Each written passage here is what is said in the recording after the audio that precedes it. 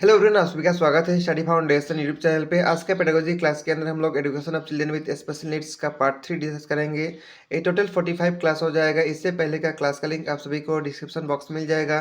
यदि आप सभी को असम हिस्ट्री या फिर पेडागोजी का ये दोनों का ई बुक चाहिए तो दोनों का लिंक डिस्क्रिप्शन बॉक्स में मिल जाएगा। आइए वीडियो को शुरू करते हैं। तो चलिए वीडियो को स्टार्ट करते हैं। चिल्ड्रन विद स्पेशल नीड का क्लास के अंदर आज हम लोग लोकोमोटर डिसेबिलिटी के बारे में डिस्कस करेंगे। Locomotor disability which is known as orthopaedic impairment. Locomotor disability को ऑर्थोपेडिक इम्पेयरमेंट भी कहा जाता है। Orthopaedic impairments refer to disorder in skeletal system, bones, joint, limbs and association muscle. यानी ऑर्थोपेडिक इम्पेयरमेंट या लोकोमोटर डिसेबिलिटी उसको कहा जाता है जिसके अंदर स्केलेटल सिस्टम के अंदर डिसऑर्डर होगा, जैसे कि बोन्स के अंदर, जॉइंट के अंदर, लिम्स के अंदर या मसल्स के अंदर जो है क्या होगा, डिसऑर्डर होगा। इट में कॉज लिमिटेशन इन मूवमेंट, और इसके वजह से मूवमेंट करने में जो है तकलीफ होगा।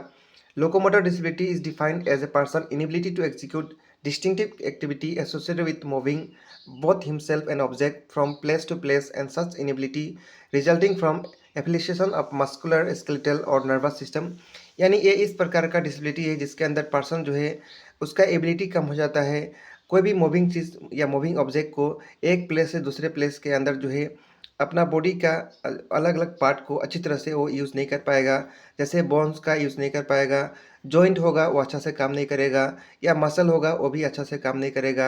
यानी नर्वस सिस्टम जो है उसका जो है पार्ट्स अच्छा से काम नहीं करेगा। उस टाइप का डिसेबिलिटी को लोकोमोटर डिसेबिलिटी कहा जाता है। दास locomotor disability means disability of the bones. इसलिए बोल सकते हैं लोकोमोटर डिसेबिलिटी क्या है, बोन्स के अंदर, जॉइंट के अंदर, मसल के अंदर जो है डिसेबिलिटी होना, leading to substantial restriction of the movement, जिसकी वजह से कुछ इंपॉर्टेंट जो बॉडी पार्ट का मूवमेंट है वो रुक जाता है। अब लोकोमोटर डिसेबिलिटी को दो पार्ट के अंदर क्लासीफाई किया जा सकता है, कॉन्जेंटियल एक्वायर्ड या फिर एक्वायर्ड को डेवलपमेंट डिसऑर्डर भी कहा जाता है। The locomotor impaired patient usually problem are motor weakness, spasticity, sensory loss, urinary retention, pain, etc. Hearing, speech, visual, important mental retardation can also be associated. And locomotor impairment patient का क्या क्या problem होगा, ये सब problem हो सकता है। The locomotor impairment limit the function of the patient daily activity like moving, toileting, grooming and so on. Locomotor disability person का जो है कुछ फंक्शन, इंपॉर्टेंट जो बॉडी का फंक्शन है वो जो है रुक जाता है, जैसे कि मूविंग करना, टॉयलेटिंग करना, ग्रूमिंग करना, ये सब में प्रॉब्लम उनको मिलता है। नेक्स्ट हम लोग करेक्टरिस्टिक डिस्कस करेंगे चिल्ड्रन विथ लोकोमोटर डिसेबिलिटी का। The children is not able to raise both the arms fully without any difficulty. यानी दोनों आर्म्स को अच्छी तरह से बिना कोई डिफिकल्टी से वो जो है फुल्ली जो है रेज नहीं कर सकते हैं। The child is not able to grasp object without any difficulty. Child जो है बिना कोई डिफिकल्टी से कोई चीज़ ऑब्जेक्ट को जो है वो ग्रैप्स नहीं कर सकते हैं। द चाइल्ड में have absence of any part of limbs. यानी चाइल्ड का कुछ बॉडी पार्ट्स का जो लिम्ब है वो क्या होगा, एब्सेंस होता है। The child with locomotor disability may have difficulty in walking also.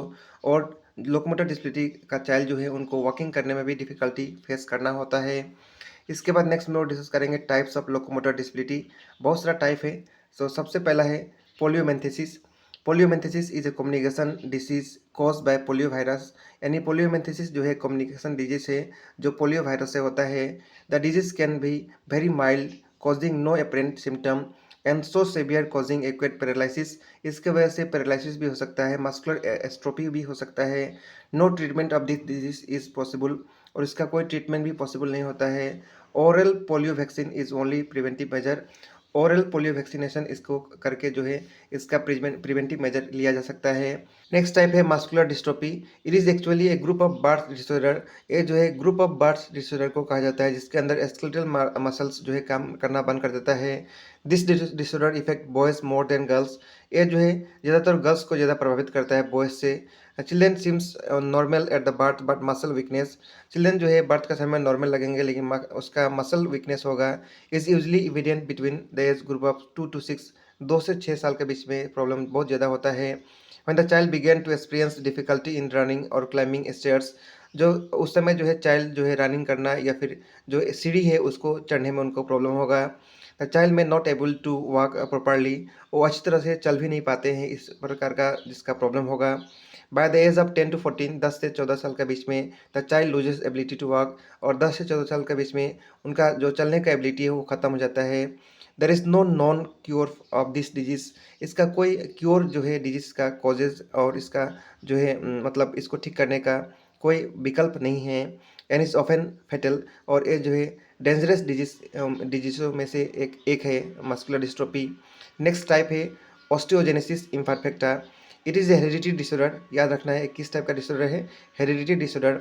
Makes the bones of the child और एडोलेसेंट वेरी ब्रिटल। और बोन्स या फिर जो है बोन्स जो चाइल्ड का होता है या एडोलेसेंट का होता है उसको बहुत कठोर बना देता है, उसको कहा जाता है ऑस्टियोजेनेसिस इम्परफेक्टा। इसके बाद नेक्स्ट टाइप है ऑस्टियोमिलेटिक्स। ये जो है ज़्यादातर चिल्ड्रन के अंदर देखने के लिए मिलता है, एडल्ट्स में बहुत ज़्यादा देखने के लिए इस प्रकार का प्रॉब्लम नहीं मिलता है। This disease also cause undevelop bone. और इससे जो है बोन्स का डेवलपमेंट जो है रुक जाता है, अच्छा से नहीं होता है। नेक्स्ट टाइप है limb deficiency. It is the loss of one और more limbs even at the time of birth और लेटर। इसके अंदर जो है एक या एक से ज़्यादा लिम्स जो है जो बर्थ का टाइम पे या बाद में ये जो है लॉस हो जाता है। Limb deficiency can occur due to accident और इलनेस। ये प्रॉब्लम जो है एक्सीडेंट या फिर इलनेस से होता है। The severe form of disease effect the participation of children in routine classroom activity badly. और जो पार्टिसिपेशन है स्टूडेंट का क्लासरूम के अंदर इसके वजह से बहुत प्रभावित होता है। It is curable to little extent. इसको क्यूरेबल भी कर सकते हैं, क्योर भी कर सकते हैं सर्जरी के माध्यम से। That deficiency is not by birth, क्योंकि ये बाय बर्थ डिफिशेंसी नहीं है तो इसको जो है सर्जरी के माध्यम से अच्छा भी किया जा सकता है। नेक्स्ट टाइप है neurological disorder. A neurological disorder is an disorder of body nervous system. ये जो है बॉडी नर्वस सिस्टम का डिसऑर्डर है। स्ट्रक्चरल बायोकेमिकल और electrical abnormality in the brain. Electrical abnormality जो है ब्रेन के अंदर इसका प्रॉब्लम को कहा जाता है। स्पाइनल कोड या नर्व्स का प्रॉब्लम को कहा जाता है। Example of this symptom include, इसके अंदर क्या क्या सिम्टम्स होता है, पैरालिसिस हो जाता है, मसल का वीकनेस होता है, पुअर कोऑर्डिनेशन होता है, लॉस ऑफ सेंसेशन होता है, कन्फ्यूजन, पेन का कन्फ्यूजन रहता है हमेशा। Some causes of this disease are genetics. इसका कुछ कॉज जो है जेनेटिक भी होता है। एंड सम जो है कुछ और भी जो है इंजुरी से होता है, यानी कुछ डिजीज जो है जेनेटिक भी होता है और कुछ जो है इंजुरी से भी होता है, न्यूरोलॉजिकल डिसऑर्डर, ठीक है। इसके बाद नेक्स्ट टाइप है सेरेब्रल पाल्सी, बहुत इंपॉर्टेंट ये भी है। It is actually a type of neuromuscular disorder that result from damage in the central nervous system।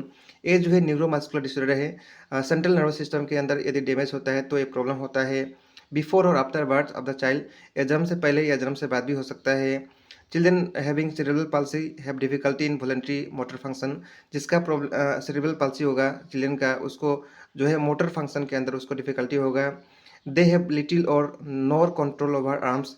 वो सभी का जो इसका प्रॉब्लम होगा उनका आर्म्स का, लेग्स का स्पीच पे कंट्रोल नहीं होगा अच्छे से। देयर में भी also intelligent visual and hearing impairment. Intelligent visual या हेयरिंग इम्पेयरमेंट में भी प्रॉब्लम उनको सेरेब्रल पाल्सी जिसका होगा उनको प्रॉब्लम फेस करना होगा। इसके बाद नेक्स्ट हम लोग एजुकेशनल प्रोविजन डिस्कस करेंगे लोकोमोटर डिसेबिलिटी का।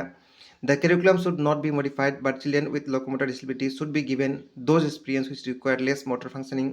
यानी करिकुलम को मॉडिफाई नहीं करना है लेकिन इस प्रकार का एक्सपीरियंस प्रोवाइड करना है लोकोमोटर डिसेबिलिटी चिल्ड्रन को, जिसके अंदर वो अच्छी तरह से अपना मोटर फंक्शन अच्छा से कर पाएँ, इस प्रकार का एक्सपीरियंस प्रोवाइड करना है।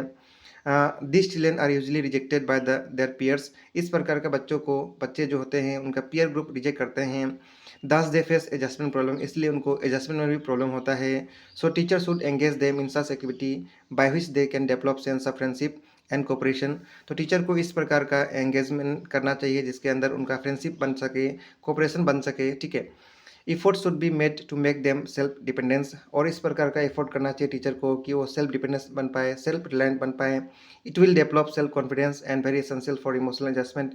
और इससे जो है उनका सेल्फ कॉन्फिडेंस अच्छा होगा, इमोशनल एडजस्टमेंट जो है अच्छा हो सकता है। Students should also be placed in the class in such a way that it is easy for them to move in the class। Teacher को स्टूडेंट को इस प्रकार बैठाना चाहिए जिसके अंदर वो अच्छी तरह से मूवमेंट कर सकें, ठीक है। Special activity like yoga and other related activities should be organise. Special activity जैसे योगा या बाकी और भी एक्टिविटी जो है समय समय पे ऑर्गेनाइज करना चाहिए for them to adopt motor ability, जिससे वो मोटर एबिलिटी जो है अच्छे से और जो है एडॉप्ट कर पाएँ। The teacher has to keep regular watch on the behaviour of this children. Teacher जो है हमेशा इनका बिहेवियर को वॉच करना चाहिए, उनको देखना चाहिए टीचर को। And immediately notice if any sign of complication develop such as confusion. और इमीडिएटली जो है साइन ऑफ कॉम्प्लिकेशन को नोटिस करना चाहिए, जैसे कि confusion, difficulty in grasping, problem in awakening, चलने के अंदर प्रॉब्लम, कुछ चीज़ ग्रैस्प करने में प्रॉब्लम या कन्फ्यूजन का प्रॉब्लम, तो टीचर हमेशा इस प्रकार का कॉम्प्लिकेशन को ध्यान में रखना चाहिए टीचर को।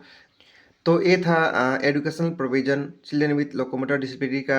नेक्स्ट वीडियो के अंदर हम लोग गिफ्टेड चिल्ड्रन के बारे में डिस्कस करेंगे, इसका एजुकेशन किस प्रकार का देना चाहिए, उसके बाद मेंटल रिटार्डेशन, ये सब को टॉपिक को हम लोग नेक्स्ट वीडियो के अंदर डिस्कस करेंगे। इस वीडियो में इतना ही रहेगा, मिलेंगे नेक्स्ट क्लास के अंदर। Thank you.